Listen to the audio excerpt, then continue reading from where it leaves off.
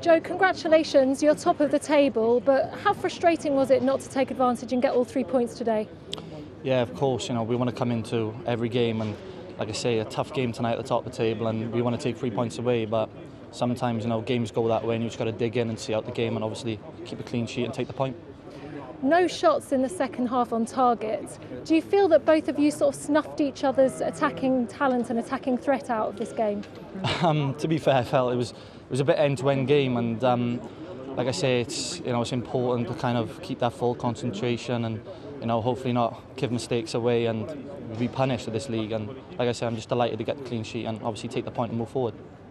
You obviously had to step in, Toby Alderweireld injured, but you look very comfortable, like you've been playing in this team a long time. How do you feel and how are you growing into it? Yeah, obviously it's it's unlucky what happened to Toby, and like I say, everyone's got to be ready in this squad. And yeah, like I say, it's my first start tonight, and just got to do what's asked of you and do the basics, and obviously take us confidence and move on to the next game. Have you had a chance to speak to the manager yet? What's he said at the end of this game? No, I haven't been in yet, so when I go in now, hopefully have a good discussion and obviously talk about the game. And at half-time, what was the message to you? Yeah, it was just obviously, not sitting off too deep and, try and get a high line and put more pressure on them and, hopefully catch them on the break and try and score goals. Is it game by game for you, or is there a lot of talk amongst the squad about the title and going and winning it this year? No, we can't look too far ahead of ourselves, and like I say, we'll take it game by game and obviously move on from the next to the next. Okay, thanks for talking to us. Thank you. Cheers. Many thanks there to Joe. And he was asked about the title chances, and I know, Chris, you don't want to say anything until at least 2021, once they get through this rough patch of fixtures, but Jose Mourinho has history with the second season in terms of how he does at clubs. Generally speaking, he does finish as a champion, and if you look at where he's had his greatest success, Chris, it's at clubs which are not of that elite level tier. Manchester United, probably the biggest club in the world. Real Madrid, arguably also the biggest club in the world.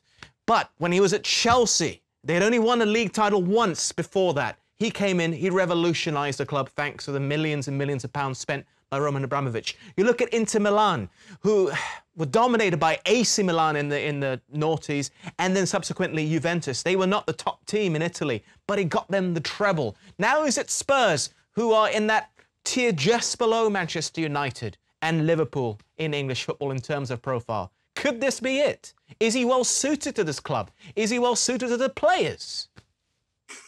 Well, that's a Jose Mourinho partly political broadcast from Adam Carruthers there. They're not going to win it, Adam. Come on.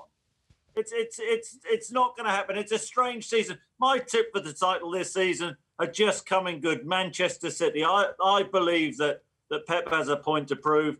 And yes, look, Jose Mourinho, you're quite right. Over the years, he has been a brilliant manager. I just think that there are better squads out there than Spurs have. Too reliant on Harry Kane, too reliant on Son, injuries to them, and I think that they will fall away. But it has been a great start, and it's good to see Spurs doing well.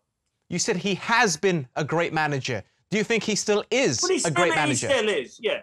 You're picking me up there quite rightly. So, yeah, of course he is. You don't have the career which he has had in management without being a top tactician. He's gone to Spurs. Spurs fans, Gary will only too well know that Spurs fans are desperate for a trophy. They thought they were going to get it under Pochettino. He did well. Mourinho is a serial winner in that respect, but there's still a long way to go in this season. I tip Spurs for the Europa League, not the Premier League. Also, I forgot to mention Porto getting the Champions League with that. Another underdog story for Mourinho, Gary. This is your former side. Do you agree with Chris? Do you see them potentially being able to lift the title? Because he's written them off completely. Well, I think that you have to be patient and wait for the season to pass by a little bit more. I can remember being a Spurs player back in 1985, and we were into March and we were top of the league, and we didn't win the league. The point that Chris made about Spurs not winning trophies. They've won one trophy this century. When Mourinho went to Spurs, did I think he was a good fit for the club? I really wasn't sure. When I looked at Daniel Levy and his reluctance generally to spend money, although the purse strings have certainly been loosened recently, and Mourinho's desire to buy in ready-made players. I wasn't sure it was a good fit, but it appears to be. Spurs progressing well in the Europa League. Mourinho will tell you himself he's only ever competed in it twice before this season, and he's won it twice. So, he believes that he'll win it a third time. So, maybe Chris has a good point there. Spurs have had a great start. But great starts don't win you the league. I still, unfortunately, have to stick with my early season prediction that was the top two will be Liverpool and Man City.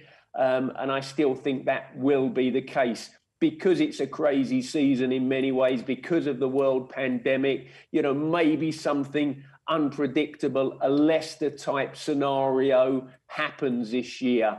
And I would love it to be Spurs. But it's odds against. Let's be honest, it really is odds against. Sounding a bit like Kevin Keegan there, Gary. I would love it. And I would love it. But yeah, but I'm not crying. It's okay. There's no tears in these eyes. There might be if Spurs lift the title. Adam, it sounds like you actually believe Spurs do have a good chance, the way you were bigging them up. It's not so much Spurs, Chris. It's that I can never write off Jose Mourinho, given his track record. But then again, I can never write off Pep Guardiola or Klopp either. And what about Chelsea's chances this year? Absolutely. Well, it is a strange season because of COVID and the intensity of the games. But at the start of the season, we all make predictions. Then, Gary said the top two, Manchester City, Liverpool, or Liverpool, Manchester City. I would agree with that. I don't know who you tipped, but I would have thought that most people would probably have backed Spurs for about 5th place this season, which I think would be an okay season, a good season.